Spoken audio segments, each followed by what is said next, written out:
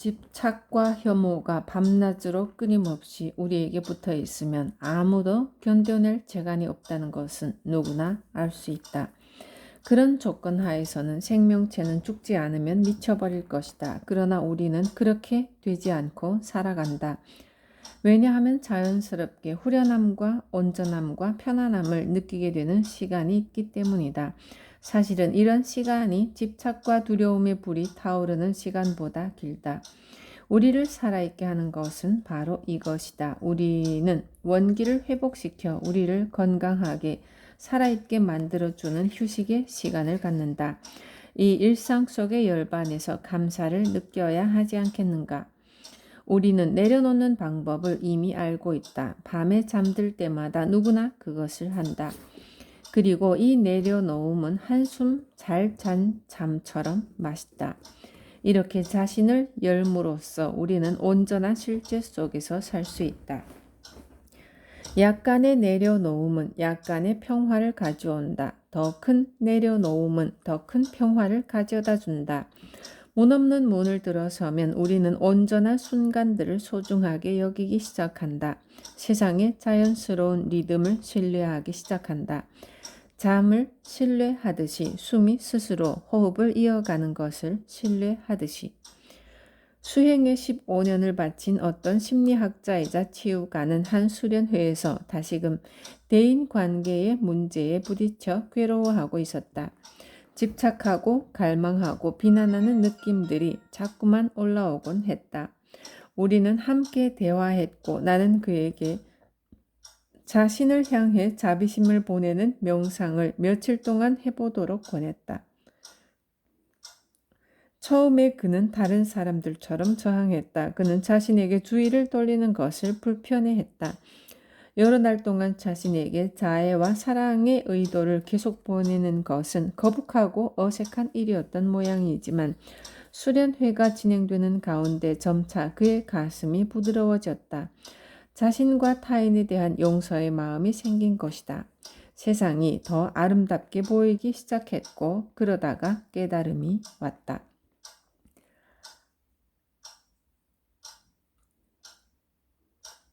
나 자신을 사랑해야 할 사람은 나이다. 아무도 나를 온전하게 만들어 줄 수 없다. 오로지 나만이 그런 사랑을 줄 수 있다. 이제 나는 이 온전함이 나와 모든 곳의 존재들에게 언제나 열려 있음을 안다. 이 알미 나로 하여금 나 자신과 타인들에게 새로운 평화와 자애를 가지고 살 수 있도록 해준다. 그것은 가장 단순한 방법으로 내 삶 전체를 바꿔놓았다. 다시 말하지만 영적 수행의 교훈은 지식을 얻는 데 있는 것이 아니라 어떻게 사랑하느냐 하는 데 있다. 우리는 자신에게 주어진 그대로를 사랑할 수 있는가? 자신과 타인들을 사랑할 수 있는가? 우리는 아침마다 태양이 가져다 주는 밝음을 볼 수 있는가? 그렇지 못하다면 자신을 열기 위해서, 내려놓기 위해서, 우리 본래의 완전성 속에서 쉴 수 있게 하기 위해서 우리는 몸과 가슴과 마음으로 무엇을 해야만 하는가? 문은 열려 있다. 우리가 찾는 것은 바로 눈앞에 있다. 오늘도 그렇고 내일도 그렇고 날마다 그렇다.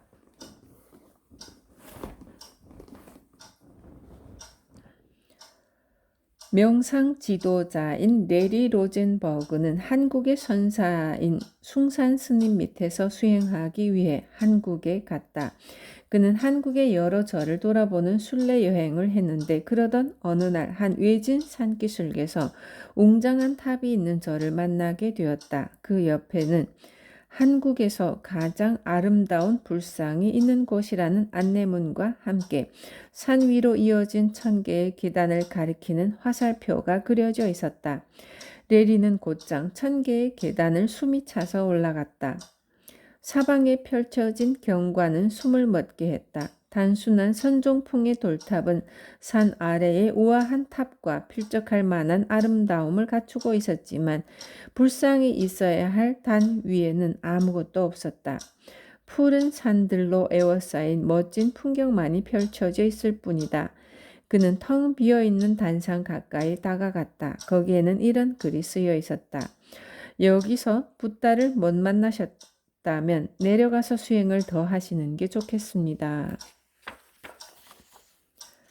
3부 깨달은 후에도 삶은 계속된다. 8장 견성 넘어 깨달음의 지도. 한 목사의 딸이 아버지에게 설교의 내용을 어디서 얻느냐고 물었다. 하나님에게서지, 그가 대답했다. 그러자 딸이 다시 물었다. 그럼 왜 설교문을 막 지우고 고치세요? 온전히 깨달은 자가 우물에 빠진다. 어찌 된 일인가? 견성 너머에는 무엇이 있는지 알 수 있을까? 철인 소크라테스는 사형 집행을 앞두고 감방에서 기다리고 있을 때 동료 죄수가 시인 스테시코르스가 쓴 복잡한 노랫말을 흥얼거리고 있는 것을 들었다. 그는 동료 죄수에게 그 시의 내용을 가르쳐 달라고 부탁했다. 하지만 못하려고 그 동료가 물었다. 소크라테스는 이렇게 대답했다. 한 가지라도 더 알고 죽으려고. 영적 삶도 마찬가지이다. 거기에는 우리가 누구이든지 간에 이해의 성숙과 우리 존재의 지속적인 개화가 수반된다. 이것이 깨달음 이후의 지혜이다. 중국의 허운 스님이 120세의 나이로 죽기 전에 말했듯이 큰 견성 이전에는 작은 견성이 많이 있다. 그리고 진짜 깨달음에 이르는 과정에는 큰 견성이 많이 있다. 모든 전통의 신비주의자들은 깨어남이 아무리 강력하더라도 그 깨달은 현실 속에서 사는 능력은 반드시 지나가 버린다고 가르친다. 처음에는 그렇게 보이지 않을 수도 있다. 견성은 우리 안에 너무나 불가항력적인 이해와 해방감을 일깨워 놓기 때문에 그것이 단지 첫 번째 단계에 지나지 않는다는 것을 깨닫기가 어렵다. 하지만 사실상 모든 영적 전통에서 깨어남의 진행 과정을 그린 지도나 혹은 설명을 찾아볼 수가 있다. 때로 이 영적 개화 과정은 갈수록 더 높은 차원의 계시로 들어가는 것으로 묘사되기도 한다. 기독교 신비주의자인 십자가의 성 요한은 카밀산을 오를 때 높이 올라가면 올라갈수록 모든 것이 더욱더 확연하게 보인다고 적고 있다. 때로는 티베트의 족첸 스승들이 그 필요성을 강조하듯이 그것은 첫 번째 깨달음을 정착시켜가는 과정으로 간주된다. 선가에서 말하는 시무도의 마지막 그림에서 소를 찾은 이와 소는 함께 저작거리를 돌아다니며 축복을 해주지만 그들의 여행은 결코 끝나지 않았다. 아니, 그들의 모험은 이제 막 시작된 것이라고 말할 수도 있을 것이다. 모든 전통은 저마다 가슴이 깨어난 이후의 삶이 어떻게 흘러가는지에 대한 고유한 이미지를 제시하고 있지만 그 모두가 최초의 열림은 단지 시작일 뿐이라고 입을 모은다. 깨어남은 과정의 시작일 뿐. 불가에서 가장 잘 알려진 깨달음의 지도는 동남아시아 원로들의 테라바다 전통이 제시하는 지도이다. 원로들의 지도에서는 깨달음을 고귀한 지혜의 4가지 점진적 단계들로서 설명한다. 각 단계는 새로운 차원의 자유를 가져다 준다. 첫 번째 단계는 합류라고 불린다. 합류는 깨달음의 절대적 자유를, 무상한 세상의 모든 조건들을 초월한 가슴의 자유를 처음으로 맛볼 때 일어난다. 선가의 견성과 마찬가지로 합류는 사물에 대한 이해에 극적인 변화를 가져온다. 이 최초의 깨달음에서 수행자는 분리된 자아라는 환영을 꿰뚫어 보고 몸과 마음을 나로 생각하는 동일시를 벗어나서 시간을 초월한 열반의 평화 속으로 깨어난다. 이를 통해 삶의 방향은 영원히 바뀌고 우리는 겨울물이 나뭇잎을 바다로 실어다 주는 것만큼이나 확실하게 우리를 더 큰 자유의 바다로 실어다 줄 물줄기에 합류하게 된다. 하지만 진리를 깨우치더라도 인격을 변화시키고 이와 같은 새로운 이해를 삶 속에 체득하기 위해서는 더 많은 정화가 필요하다고 원로들은 말한다. 이리하여 합류로부터 두 번째 단계 곧 귀환으로의 여행이 시작된다. 종종 여러 해가 걸리는 심도 깊은 과정을 통해 우리는 한정되고 두려워하는 자아의 느낌을 재창조해내는 집착과 혐오의 악습을 발견하고 그것을 풀어낸다. 두 번째 단계를 성취하기 위해서는 욕망과 두려움, 관념과 이상에 매달릴 때 찾아오는 고난에 끊임없이 정성스러운 주의를 기울여야 한다. 인간의 삶 속에 이런 힘들을 이해하고 있으면 그것은 우리를 지배할 힘을 잃어버린다. 마침내 깊은 깨달음 속에서 욕망과 집착과 분노와 두려움에 막강하던 힘이 눈에 띄게 떨어져 나가 버린다. 우리는 두 번째 단계를 성취한 것이다.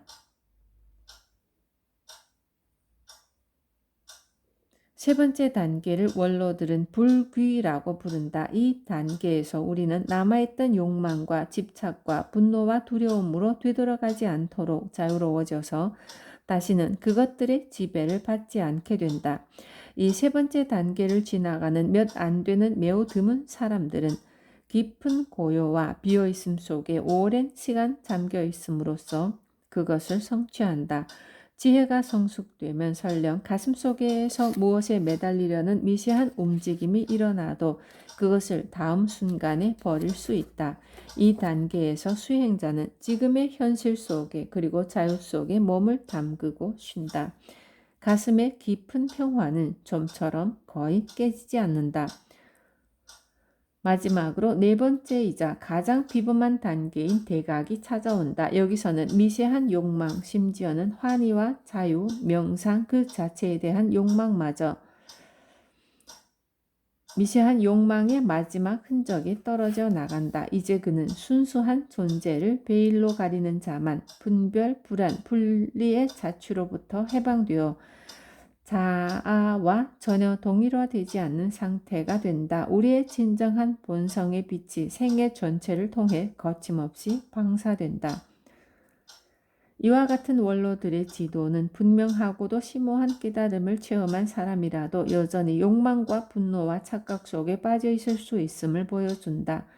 합류한 사람은 삶 속에 그것을 체득하지 못한 상태에서도 견성과 깨달음에 대해 실로 영감에 찬 가르침을 펼 수도 있다. 이 때문에 다음 단계의 깨달음이 필요한 것이다.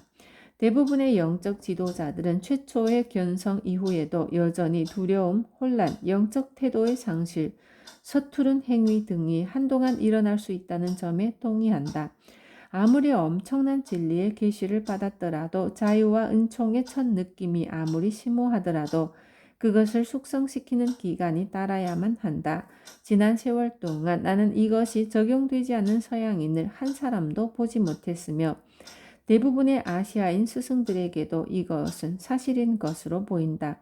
이 진실을 인식하지 못한다면 우리는 다만 자신을 속이고 있는 것이다. 우리 아들은 공부가 끝났어. 물라 나스루딘의 어머니가 자만심에 가득 차서 이렇게 말했을 때 나스루딘은 이렇게 대꾸한다. 신께서 틀림없이 공부거리를 더 보내주실 거예요.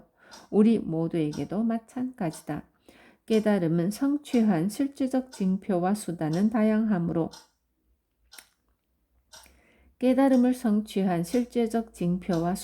다양하므로 무엇을 합류로 보아야 할지에 대해서는 원로들 사이에서도 의견이 매우 분분하다. 어떤 계보의 가르침에 따르면 그것은 가장 깊은 명상을 통해서 일어난다고 한다. 그것은 몸이 견고하다는 믿음을 해체시키고 몸과의 모든 동일시를 풀어놓는다. 다른 계보에서는 합류란 마음과의 동일시에서 해방되는 것이라고 한다. 또 어떤 계보에서는 합류는 깊은 명상과는 무관한 것이며 그것은 모든 집착을 내려놓는 훈련을 시작하면 첫 달 안에 자연스럽게 찾아오는 것이라고 말하기도 한다.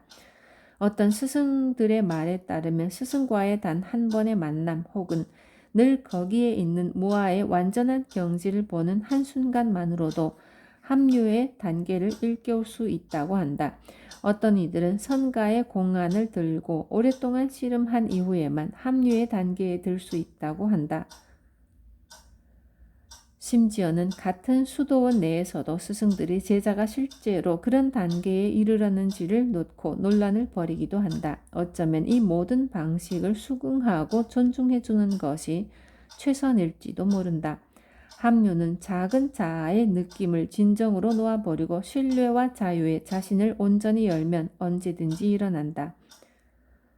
어쩌면 그것은 루이 암스트롱의 말과 같은 것일지도 모른다. 재즈를 말로 설명해 줄 수는 없다. 그냥 들어보면 안다.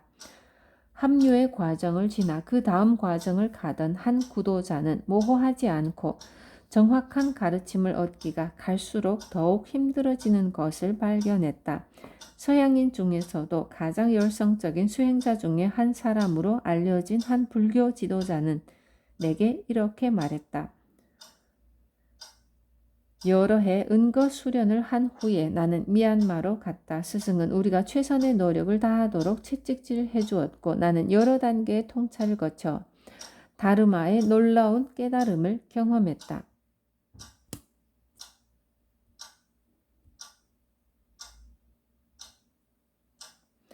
다르마는 불법. 그것은 합류의 과정처럼 느껴졌고 스승도 그것을 확인하신 듯 했다. 그것은 경외와 영감에 찬 시간이었고 그 차원의 의식 상태의 효과는 오랫동안 지속되었다. 그래서 나는 이제 다음 단계의 깨달음으로 바로 나아가는 것은 당연한 일이라고 생각했다. 그 다음 해에도 나는 수행에 전념했지만 새로운 일은 일어나지 않고 단지 이미 경험한 것을 자꾸만 반복해서 건드리고 있는 것 같았다. 나는 좌절감에 빠졌고 더욱 밀어붙일수록 그 뒤에 이어지는 집착은 정말 얼마나 더 깊은 것인지만 느낄 수 있을 뿐이었다. 나는 다음 단계에 다다르기 위해서 무엇을 해야 할지에 대해 몇몇 스승에게서 직접적인 대답을 얻어보려고 했었지만 그 모든 대답이 놀랍게도 애매모호하고 불분명했다. 결국 나의 스승은 자신의 다음 단계 수행은 여러 해에 걸쳐 계속된 자기 정화였다고 말해주었다. 이 시점에서 내가 알고 있는 것은 그저 다르마의 길을 계속 따르는 것뿐이다. 하지만 얼마나 왔는지 또 얼마나 더 가야 하는지를 우리가 과연 정확히 알 수 있는 것인지에 대해서는 나도 잘 모르겠다. 겸손과 어두운 밤. 기독교의 묵상 전통에 따른 지도에서는 더 높은 영적 수행의 길을 갈수록 깊어지는 겸손과 정화의 과정으로 그리고 있다. 십자가의 성 요한은 은총을 처음으로 경험한 후에는 신성과 연결되는 감각을 잃어버리는 길고 고통스러운 기간이 따른다고 가르친다. 그러한 어두운 밤은 성스러운 여행에 필요한 단계라는 것이다. 성 요한에 따르면 먼저 세속적인 일들에 대한 입맛을 잃는 감각의 어두운 밤이 찾아온다. 이것은 심각한 상실의 기간이다. 과거에 위안을 주었던 모든 것들이 의미를 상실한다. 가장 찬란한 영광을 맛보고 나서 우리는 가슴의 길에 대해 분명히 알지도 못한 채 메마르고 황폐한 땅으로 들어간다. 십자가의 성 요한은 이 기간을 자만과 탐욕과 노여움으로부터 인격을 정화하는 인내의 시간을 묘사한다. 이 기간에 우리는 신성으로부터 떨어져 나오면서부터 비롯된 세상의 슬픔에 대한 깨달음을 심화시킨다. 감각의 어두운 밤 다음에는 영혼의 어두운 밤이 찾아온다. 여기서는 더욱 깊은 정화와 복종이 요구된다. 이곳은 구약 성서에 나오는 욥이 심판에서 보는 것과 같은 혼란과 비탄의 연옥이다. 이 정화의 과정으로부터 오로지 신만을 향하는 열정적 사랑과 열망이 일어난다. 영혼의 어두운 밤을 잘 겪어내는 이에게는 커다란 보상이 기다리고 있다. 성 요한은 찬란한 어둠에 깊이 복종한 영혼에게 주어지는 엄청난 은총의 달콤함은 형용하기가 힘들다고 노래한다.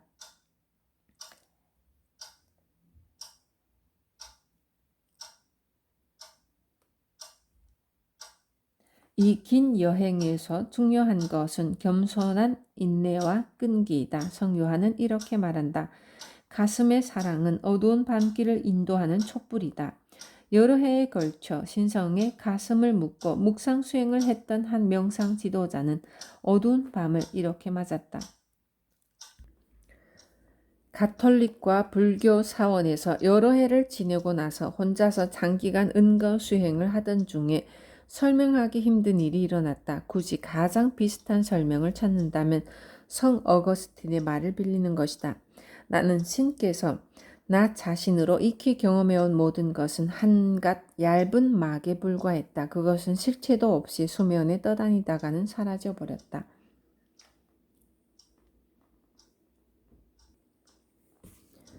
이와 같은 깨달음과 함께 온 지복과 성스러운 열림이 몇 달 후에 지나가 버리고 나자 나는 깊은 무기력감과 두려움에 빠져버렸다. 그것은 지옥 기간의 시작이었다.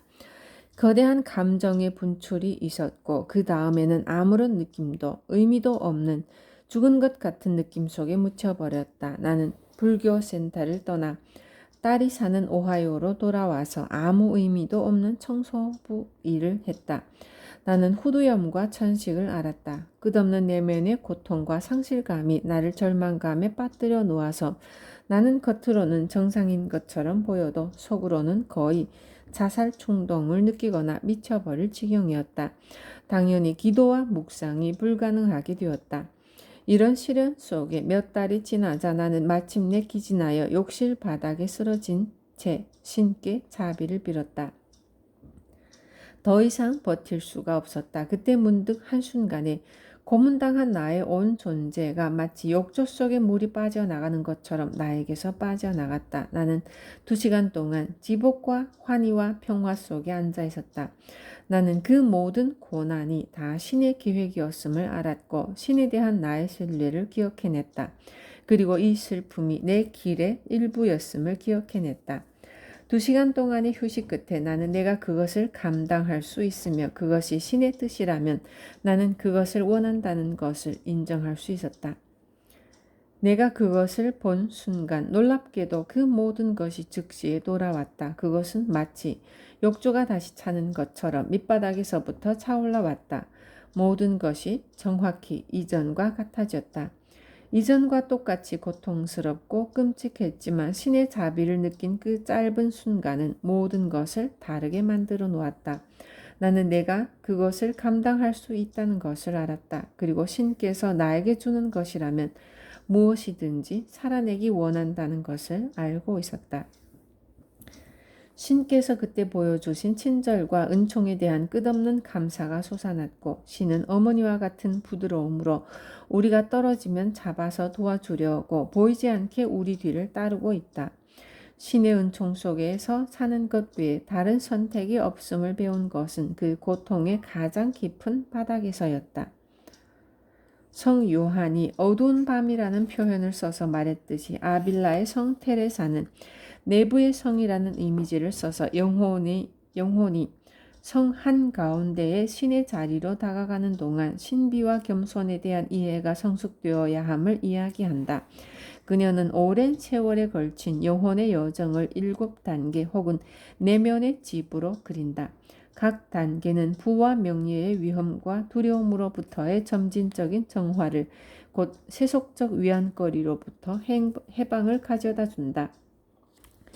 십자가의 성 요한과 마찬가지로 그녀 또한 경험 많은 묵상자들은 오로지 사랑과 기도에 대한 끊임없는 열정에만 의지하여 고독과 슬픔과 현혹의 단계를 통과해야 한다고 말한다. 중요한 것은 생각을 많이 하지 말고 사랑을 많이 하는 것이다. 그녀는 꾸준한 사랑과 은총의 오랜 여정을 통해 마침내 영적 재탄생에 접어들 수 있다고 말한다. 영혼은 신성의 고치 속의 낡은 방식에서 벗어나와 날개를 펼쳐내어 나비가 되는 것이다. 하지만 날개를 달고 깨어난 이후에도 구름은 단지 더 섬세해질 뿐이다. 무지의 구름을 쓴 14세기의 신비주의자는 수도자는 묵상을 통해 슬픔을 정화하지만 이 삶에서는 결코 완전한 안심의 경지에 도달하지 못한다고 주의를 준다. 길은 직선이 아니다. 이같이 영적 단계들을 체계적으로 그려놓은 지도들은 이 길이 단순히 직선적으로 진보해 가는 것처럼 보이게 할 수 있다. 마치 영적 삶이란 일정 시간에 걸쳐 자기를 단계적으로 개발해가는 어떤 과정이라는 듯이 말이다. 어떤 면에서는 지도들은 정확하다. 그리고 영적 수행이 진행되는 여러 해 동안에 우리는 점진적으로 정화되고 열리고 내려놓고 안정된다. 하지만 일어나는 일들은 직선적인 순서로 일어나지 않는다. 미얀마와 티베트의 사원에서나 기독교, 유태교, 수피 신비주의자들의 이야기에서나 구도의 길이 단순히 직선적인 사람은 거의 발견할 수가 없다. 인간의 가슴의 개화는 신미적이고 신비스럽다. 우리는 깨달음의 길이 질서정연하고 예측 가능하기를 바라지만 가슴의 길은 오직 여로에 올라야만 보인다. 자유를 붙잡아서 제 시간에 가져올 수는 없다. 성숙한 혼에게는 자유라는 여행 그 자체이다. 그것은 하나의 미궁, 원환, 낱낱의 꽃잎에 펼쳐짐, 깊어지는 나선, 고요한 하나의 점을 중심으로 돌아가는 춤, 만물의 중심과도 같다. 사물은 주기를 따라 늘 변해간다. 오르막과 내리막, 열림과 닫힘, 사랑과 자유로의 깨어남, 거기에 따르는 새롭고도 미묘한 혼선들. 이 커다란 나선의 길에서 우리는 출발했던 곳으로 거듭 되돌아온다. 하지만 매번 더욱 충만하고 열린 가슴으로 돌아온다. 유태교 신비주의자들은 가장 고양된 신비 상태도 일상적 기도의 단순성으로 되돌아오기 마련이라고 말한다. 끝없는 깨어있음으로 이끌어준다는 카발라에서 말하는 비나 혹은 코쿠마라고 하는 최고의 명상법도 헌신과 관용의 일상적 삶 속으로 다시 연결되어야만 한다. 신성의 가장 높은 경지는 어김없이 우리를 가족과 기도와 매주 안식일에 촛불을 켜는 행위로 그리고 봉사와 용서를 경건히 실천하는 삶으로 다시 데려온다. 위에서 그러하듯이 아래에서도 그러하다는 것이 신비주의자들의 공식이다. 성 테레사에게도 순환적인 주기가 있었다. 열성적이고 사심없는 내면의 삶은 신성과의 합일로 마무리되지 않는다. 그녀는 우리가 그 빛을 세상에 가져오려고 거룩한 근원으로부터 다시금 되돌아온다고 주장한다. 이것은 새 생명을 받기 때문이다. 깨달음이 우리에게 맡기는 영광스러운 심부름은 그것을 체득하는 것이다. 그리하여 이 세상에서 거룩한 삶을 살 수 있도록 말이다. 내면으로의 여행의 결실은 우리의 선한 행동에 달려있다. 신비는 오직 우리가 돌아가서 헌신할 힘을 주기 위해서만 열린다. 시무도의 목동처럼 우리는 지복을 가져다주는 손을 가지고 다시 저작거리로 돌아온다. 만나는 모든 이들에게 깨어난 가슴의 축복을 가져다주기 위해서 우리는 돌아오는 것이다. 지도보다는 시. 가슴은 연꽃이 피듯이 깨어난다. 연꽃의 아름다움과 향기는 자신을 채우고 정원을 채운다. 하지만 꽃의 성질은 낮에 피고 밤에는 오므리는 것이다. 이러한 과정을 어떻게 지도에 그리고 묘사할 수 있을까?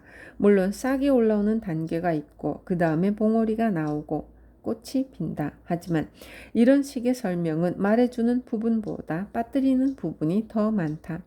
거기에는 진흙 속에서 뿌리가 영양분을 빨아올리고 잎이 햇살을 마시고 벌이 와서 꽃가루를 묻히고 주변에 함께 피어 세상을 아름답게 하는 다른 연꽃들에 대한 이야기는 없다.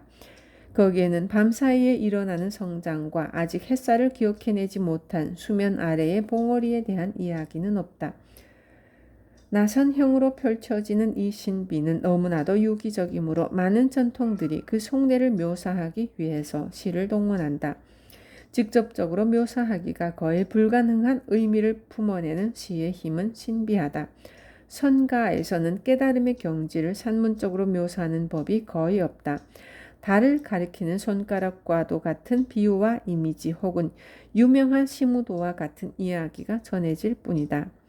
눈 위에 서 있는 백학이나 한밤중의 검은 까마귀의 이미지는 듣는 자의 귀가 열려있기만 하다면 수백 페이지의 추상적인 설명보다도 더 정확하게 꼬집어서 깨달음의 마음을 전달해 줄 수 있다. 붓다는 새벽별을 보고 깨달음을 얻었다. 전하는 바에 의하면 그의 첫마디가 시였다고 한다. 이 슬픔의 집을 지은 자 더 이상 짓지 않게 하리라. 인도의 신비주의자인 까비르는 진흙과도 같은 이 몸뚱이 안에서 일어나는 깨달음의 마술을 이렇게 노래한다. 이 질그릇 속에 골짜기와 소나무 산들이 그리고 골짜기와 소나무 산을 지은 이가 있네. 7대양이 모두 그 안에 있고 무수한 별들이 있네. 금을 시험하는 산이 있고 보석을 감정하는 이가 있네. 또 아무도 건드리지 않는 현에서 울려나오는 음악과 모든 물의 원천이 있네. 그대 진실을 원한다면 내 알려주지. 듣게 친구여, 내 사랑하는 거룩한 분이 이 속에 계시다네. 선가에서는 시적인 공안의 언어로서 깨달음을 읽어낸다. 수행자가 심오한 시구나 공안을 끊임없이 반복해서 떠올리며 그것을 참고하면 마침내 마음이 활짝 열리게 된다. 그런 후에는 수행자가 발견한 자유를 더욱 깊이 체득하게끔 하는 혹은 잘못된 이해로 빠져들 수 있는 부분에서 길을 밝혀줄 다른 공안들이 주어진다. 이것들이 모여서 수행하는 삶의 시적인 지도가 그려진다. 이런 공안과 일화들은 수행자로 하여금 깨달음의 세계를 다음의 공안들과 융화되게 한다. 선사는 이렇게 다그친다. 물에 젖지 말고 바다 밑에서 진주를 캐오라. 혹은 한 손바닥이 내는 손뼉 소리를 내어보라. 혹은 굽은 것 속에 곧은 것은 무엇인가? 라고 말이다. 수행자는 이런 질문과 시와 일화 등을 관념적인 마음으로 대해서는 안 된다. 아니란 대답은 단방에 무너진다. 이 공안들의 대답은 오로지 우리가 지금의 현실 속에서 사는 능력을 연꽃처럼 펼쳤다 오므렸다 하는 능력을 어두운 숲속으로 들어가고 저잣거리에서 춤추는 힘을 깊이 쌓아갈 때만 찾아온다. 그 대답들은 어떤 이상적 상태를 가리키는 것이 아니라 도의 유연성을, 연꽃의 자연스러움을 가리킨다. 그것은 두려움과 차의식과 세속적이고 영적인 집착을 놓아버리고 자유롭게 자기 자신이 되는 길을 가르친다. 공안의 궁극적 목표는 다음과 같은 일화에서 잘 드러난다. 이것은 자신의 영적인 진전을 현대적 유머를 가미하여 스승께 진지하게 보고하는 어느 제자에 관한 일화이다. 제자는 첫째 딸에 이렇게 썼다. 저는 의식이 확대되어 우주와 일체가 되는 경험을 합니다. 스승은 그것을 힐끗 보고는 던져버렸다. 다음 달의 제자는 이렇게 보고했다. 저는 마침내 신성이 이 만물 속에 깃들어 있음을 깨달았습니다. 스승은 여전히 실망한 기색이었다. 세 번째 보고서에서 제자는 들떠서 설명했다. 일과 다의 놀라운 신비가 제 눈앞에 계시되었습니다. 스승은 하품을 했다. 다음 보고서에서는 이렇게 말했다. 아무도 태어난 적 없고 아무도 산 적이 없고 아무도 죽은 적이 없으니 자아는 없습니다. 스승은 단념한 듯이 팔을 벌렸다. 그 후 한 달이 지나고 2달이 지나고 그러다 5달, 마침내 1년이 지나갔다.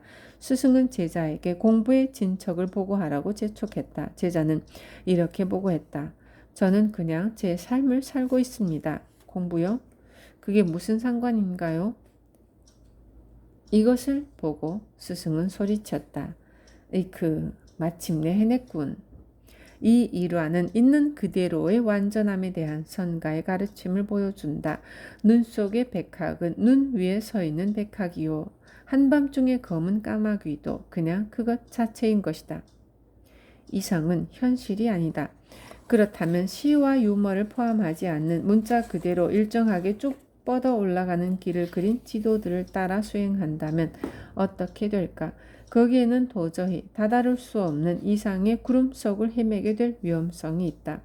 그런 지도가 우리의 실제적인 수행 생활에 어떻게 작용하는지에 대해 티베트 불교의 10가지 부미를 예로 들어 살펴보자.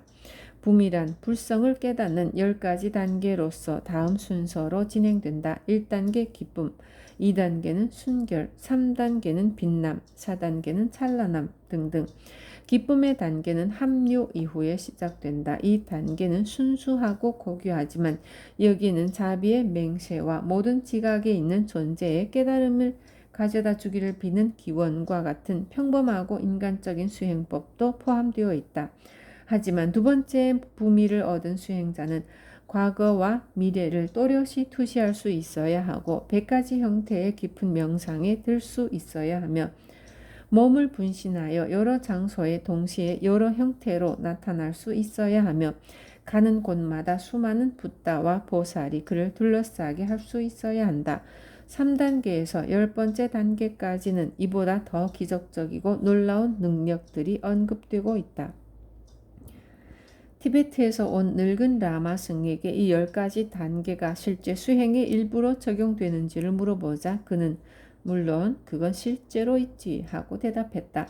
하지만 그의 전통에서 누가 그것을 성취했는지를 물어보자 그는 안타까운 듯이 대답했다. 이렇게 어려운 시대에는 심지어 두 번째 단계를 성취한 라마조차 단 한 명도 손꼽을 수가 없다네. 물론 이런 단계들에는 이런 대화를 통해서 이해할 수 있는 것보다 더 심오한 원형적 의미의 진실이 담겨 있다. 은총이나 깨달음의 순간에 우리는 실제로 붓다에 둘러싸이게 된다. 만나는 모든 존재들 속에서 불성을 보는 것이다. 그리고 우리 몸 속에서 모든 존재들이 서로 연결되어 있음을 생명의 거미줄이 열대 우림이 소나무와 버섯, 미토콘드리아가 우리 자신임을 경험할 때마다 우리는 분신을 만들어내는 것이다. 달리 말하자면 이처럼 표면적으로는 산문적인 지도들조차도 그것을 풍부하고 해석 가능한 의미를 지닌 시처럼 읽는 것이 더 나을 수도 있다. 선사 노먼 피셔는 이상과 현실의 차이를 이렇게 설명한다. 이상은 우리의 깊은 종교적 본성을 반영하지만 우리도 알다시피 이상이 너무 지나치게 높거나 이를 잘못 받아들이면, 달리 말해서 그것을 이상이 아니라 구체적인 현실로 받아들이면 독이 될 수도 있다. 이상은 우리로 하여금 자신을 능가하도록 고무해 주어야 한다. 진정 인간이고자 한다면 우리는 자신을 능가하고자 하는 열망을 가져야 하며 사실 그것은 또한 결코 실현될 수 없다. 왜냐하면 다름 아니라 우리는 실로 인간이기 때문이다.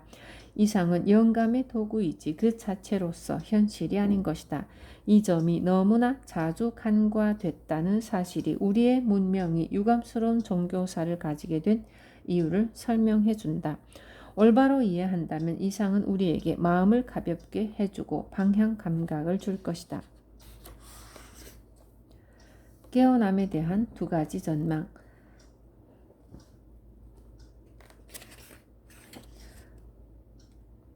직선적으로 올라가는 길과 나선상의 전개를 비교해보면 영적 성취에 대한 2가지의 매우 다른 관념을 발견하게 된다. 직선적인 길은 완성된 인간으로서의 이상적인 모델, 즉 붓다 혹은 성자나 현자를 제시한다. 이 모델 속에서는 모든 탐욕과 분노와 두려움, 분별, 착각, 개입적 에고와 욕망 등이 영원히 뿌리 뽑혀 완전히 제거된다. 남는 것은 절대적으로 흔들리지 않는 찬란한 빛을 발하는 순수한 인간으로 그는 어떤 어려움도 경험하지 않으며 이 깨달은 성자는 도 혹은 신의 뜻만을 따를 뿐 결코 자신의 뜻을 쫓지 않는다. 만일 이것이 우리가 품은 이상이라면 동시에 그러한 존재는 매우 희귀하거나 이 시대의 지구상에는 존재하지 않을지도 모른다는 사실을 인정해야만 한다. 좀 더 순환적인 깨달음의 모델은 정체성 변화에 의한 자유를 제시한다. 이 모델에서도 우리는 진정한 본성을 깨닫고 시간을 초월한 영혼의 자유 속에서 쉬게 된다. 우리는 진정한 실제가 몸과 마음 너머에 있음을 안다. 하지만 동시에 우리는 이 몸과 마음 속에서 살고 있으므로 삶의 일상적인 패턴은 계속될 것이다. 유태교나 기독교 그리고 이슬람교의 선지자들 혹은 세계 토착 문화의 원로들 중에서 깨달은 사람들은 신성함과 동시에 결함이 뒤섞인 인간성을 함께 지닌 복합적인 인물들이다. 하지만 다른 점은 그들은 과거의 문제들에 더 이상 집착하지 않기 때문에 그것들이 편안하고 해롭지 않은 것으로 남아있다는 점이다. 성자 스리 니사르가다타가 말하듯이